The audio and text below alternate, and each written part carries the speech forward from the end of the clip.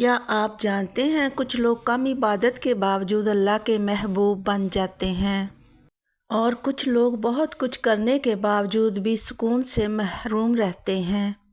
فرق صرف ایک چیز کا ہے، اللہ کی رضا۔ اگر اللہ راضی ہو جائے تو غربت بھی نعمت لگتی ہے، اور اگر اللہ ناراض ہو جائے تو محل بھی قبر بن جاتے ہیں۔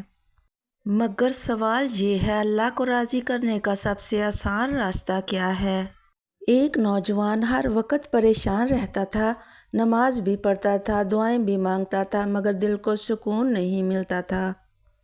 وہ ایک نیک بزرگ کے پاس گیا اور بولا، میں سب کچھ کر رہا ہوں، پھر بھی خوشی کیوں نہیں ملتی؟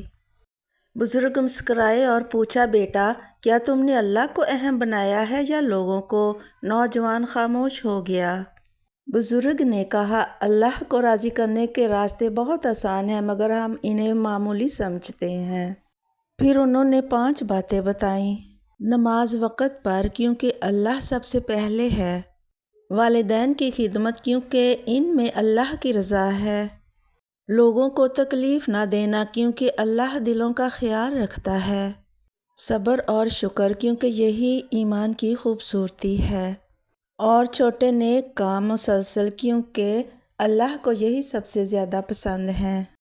نوجوان نے ان پر عمل شروع کر دیا۔ کچھ ہی دنوں میں اس کا دل بدل گیا، چہرے پر سکون آ گیا اور زندگی میں برکت آنے لگی۔ تب اسے سمجھ آیا، اصل خوشی عبادت کی تعداد میں نہیں بلکہ اللہ کی رضا میں ہے۔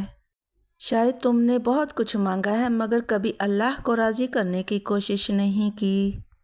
اللہ کو راضی کرنے کے لیے بڑی بڑی مشکل عبادتیں ضروری نہیں، دل سے کیے گئے چھوٹے عمل کافی ہیں۔